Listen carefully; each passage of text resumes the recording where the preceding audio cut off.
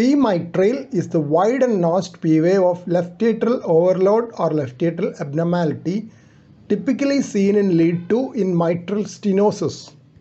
Normal P wave has a width of up to 2.5 mm or duration of 100 milliseconds. When the P wave widens, it is due to left atrial enlargement. The second component of normal P wave is contributed by left atrial activation. This activation spreads leftward from the sinus node through the Bachmann's bundle and interatrial conduction pathway.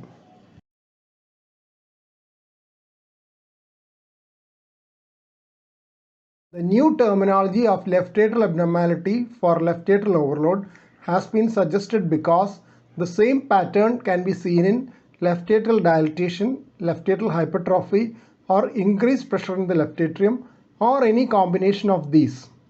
The terminology of left atrial abnormality was in use earlier also, but less frequently. Left atrial abnormality in the ECG has been used to predict left ventricular hypertrophy in the presence of right bundle branch block, which may mask electrocardiographic evidence of left ventricular hypertrophy. In an echocardiographic study by Matha and associates, 92% of those with left atrial abnormality had estimated left ventricular mass diagnostic of left ventricular hypertrophy. 6 commonly used ECG criteria for left ventricular hypertrophy could detect only 5% of cases of left ventricular hypertrophy in the presence of right bundle branch block.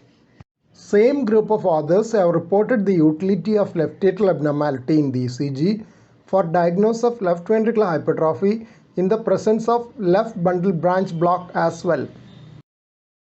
These are the initial set of references.